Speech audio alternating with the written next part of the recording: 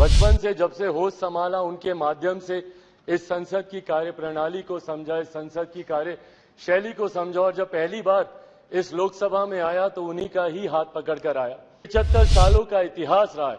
मैं उम्मीद ही नहीं पूरे विश्वास के साथ ये कह सकता हूं कि हमारे मौजूदा प्रधानमंत्री आदरणीय नरेंद्र मोदी जी के नेतृत्व में डॉक्टर बाबा साहेब भीमराव अंबेडकर जी के बनाए हुए संविधान के आधार पर ही हम लोग एक विकसित देश की हम लोग नींव रखने जा रहे हैं। हर राजनीतिक दल के पास अपने अपने एजेंडे हैं और एजेंडे हैं इसीलिए वो राजनीतिक दल है। जुडिशियल सर्विसेज का गठन हो ताकि समाज के वंचित वर्ग से आने वाले लोग उस स्थान पर पहुंचे जहां से वो न्याय दिलाने की प्रक्रिया का वो हिस्सा बन सके। दुनिया भर के राष्ट्रीय अध्यक्ष आते हैं तो वो G20 जैसे इतने भव्य आयोजन को देखकर जो हमारे प्रधानमंत्री जी के नेतृत्व में किया गया, उसको देखकर देश ही नहीं पूरी दुनिया बढ़ते विकसित भारत के बढ़ते कदमों की सराहना करती है कि भारतीय संसद की 75 सालों की इस यात्रा पर तमाम सम्मान्य साथी अपने अपने अनुभव, अपनी अपनी यादें, अपनी अपनी उपलब्धियां उसका जिक्र यहां पर कर रहे हैं। मुझे लगता है सर, एक दिन कुछ घंटे इन 75 सालों की यात्रा को समअप करके बताने के लिए बहुत कम है, पर मैं बधाई दूंगा जिस तरीके से आज हमारे प्रधानमंत्री आदरणीय नरेंद्र मोदी जी ने इतने कम समय में इतने खूबसूरत शब्दों के साथ जिस तरीके से इस 75 साल की यात्रा के बारे में उन्होंने पूरा बखान किया, जहां हमारे देश के प्रधानमंत्रियों के योगदान से लेकर इस संसद को चलाने में छोटे से छोटे कर्मचारी के योगदान तक की उन्होंने सराहना की, उनको भी उन्होंने सम्मान देने का काम किया। मीडिया के हमारे साथियों का भी उन्होंने जिक्र किया। यकीनन कई ऐसी यादें सर इन 75 सालों में रही हैं। सेकेंड टाइमर मेंबर पार्लियामेंट हूं, युवा सांसद हूं, कंपैरेटिवली संभवतः मेरा अनुभव बाकियों से कुछ कम होगा, पर 9 साल का मेरा भी अपना अनुभव है। पर इन 9 सालों से ज्यादा सर मेरा अनुभव मेरे नेता, मेरे पिता आदरणीय रामविलास पासवान जी की वजह से रहा। बचपन से जब से होश संभाला उनके माध्यम से इस संसद की कार्य प्रणाली को समझा, इस संसद की कार्य शैली को समझा और जब पहली बार इस लोकसभा में आया तो उन्हीं का ही हाथ पकड़कर आया। आज जब हम लोग नई संसद में जा रहे हैं तो यकीनन कई ऐसी यादें कौंधती हैं और यकीनन एक भावुक क्षण है। महसूस होता है कि जिस जगह पर मुझे मेरे पिता लेकर आए थे, आज एक नई यात्रा की ओर हम लोग जा रहे हैं। पर प्रधानमंत्री जी ने भी उसको भी बहुत खूबसूरती से बताया कि ये हम जैसे जो आज की तारीख में इस लोकसभा में मौजूद है, इस संसद में मौजूद है, राज्यसभा के भी सदस्य, हम लोग ले ये गर्व का लम्हा है जहां एक तरफ हम लोग इतिहास के भी हम लोग साक्षी रहे हैं, वहीं एक नई ऊर्जा के साथ भविष्य की भी ओर हम लोग जा रहे हैं। तो कड़ी बनने का सौभाग्य हम लोग को मिला इतिहास और भविष्य के बीच, जो यकीनन मौजूद यहाँ पे तमाम सांसदों के लिए एक गर्व की अनुभूति कराता है। सर, आज जब हम लोग यहाँ पर मौजूद हैं, यकीनन हर राजनीतिक दल के पास अपने अपने एजेंडे हैं और एजेंडे हैं इसीलिए वो राजनीतिक दल है।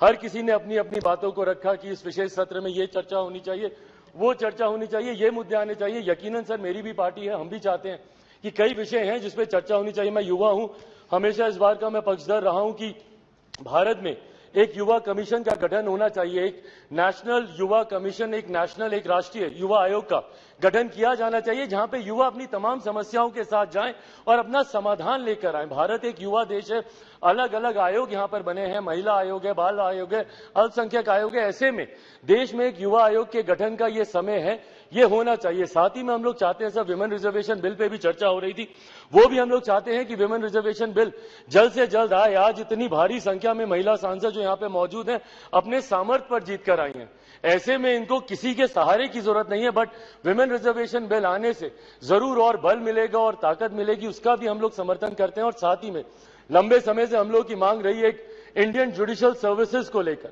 हम लोग चाहते हैं कि एक जुडिशियल सर्विसेज का गठन हो ताकि समाज के वंचित वर्ग से आने वाले लोग उस स्थान पर पहुंचे जहां से वो न्याय दिलाने की प्रक्रिया का वो हिस्सा बन सके, ताकि उनके साथ जो अभी तक भी रह रहकर भेदभाव या अन्याय होता है उसको दूर किया जा सके। पर इन तमाम विषयों को अलग अलग मंचों पे हम लोगों ने रखा है सर, ऑल पार्टी मीटिंग होती है वहां पर भी, पर हम लोग सिर्फ इन एंटीसिपेशन की क्या होगा, कहीं ना कहीं इस लम्हे की खूबसूरती को हम लोग खो रहे हैं।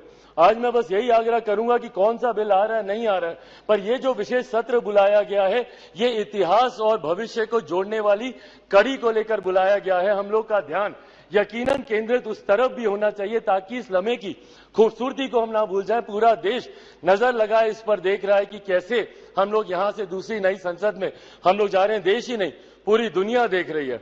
और आज सर, जब डॉक्टर बाबा साहेब भीमराव अंबेडकर जी के बनाए हुए संविधान के आधार पर जिस तरीके से भारतीय संसद के 75 सालों का इतिहास रहा है, मैं उम्मीद ही नहीं पूरे विश्वास के साथ ये कह सकता हूं कि हमारे मौजूदा प्रधानमंत्री आदरणीय नरेंद्र मोदी जी के नेतृत्व में डॉक्टर बाबा साहेब भीमराव अंबेडकर जी के बनाए हुए संविधान के आधार पर ही हम लोग एक विकसित देश की हम लोग नींव रखने जा रहे हैं। और जो लक्ष्य है 2047 में विकसित देश के निर्माण का, उस लक्ष्य को हम लोग नई संसद से हम लोग जरूर अचीव कर पाएंगे।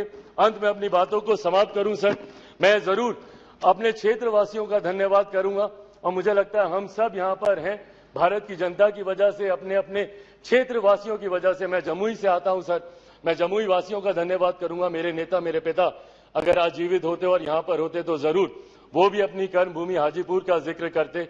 मैं पूरे अपने प्रदेश बिहार का और देशवासियों का धन्यवाद करूंगा जिन्होंने भारतीय संसद को इतना सशक्त, इतना मजबूत बनाया कि आज जब दुनिया भर के राष्ट्रीय अध्यक्ष आते हैं तो वो G20 जैसे इतने भव्य आयोजन को देखकर, जो हमारे प्रधानमंत्री जी के नेतृत्व में किया गया, उसको देखकर देश ही नहीं पूरी दुनिया बढ़ते विकसित भारत के बढ़ते कदमों की सराहना करती है। एक बार फिर से मैं प्रधानमंत्री जी का भारत को नई संसद देने के लिए उनका धन्यवाद करता हूं और यहां पर आपका धन्यवाद करता हूं कि आपने मुझे समय दिया। Thank you so much sir.